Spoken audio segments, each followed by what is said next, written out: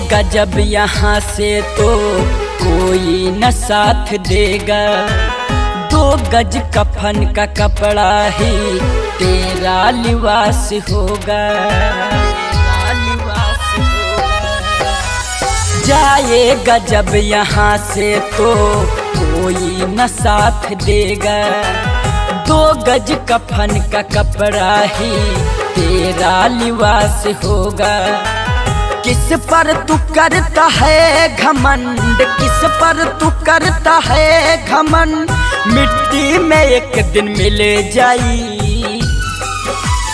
जिंदगी राख में बदल जाई, जिंदगी राख में बदल जाई।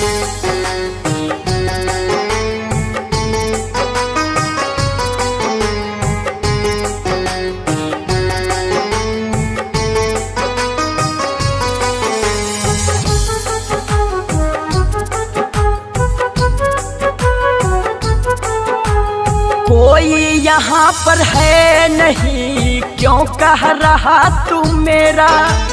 खुल जाए नींद जब तेरी, समझो वही सवेरा। कोई यहाँ पर है नहीं, क्यों कह रहा तू मेरा। खुल जाए नींद जब तेरी, समझो वही सवेरा। नाजुक बदन है जो तेरा, नाजुक बदन है जो तेरा, पल भर में ही पिघल जाई।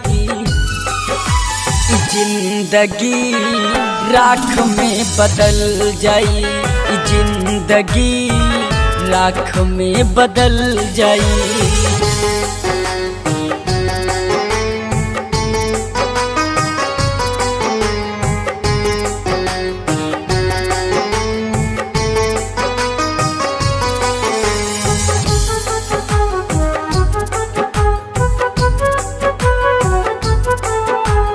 जिस दिन तेरे शरीर का वो आखिरी वक्त आई, सोना चांदी धन तेरा कुछ भी न हाथ आई, कुछ भी न हाथ आई।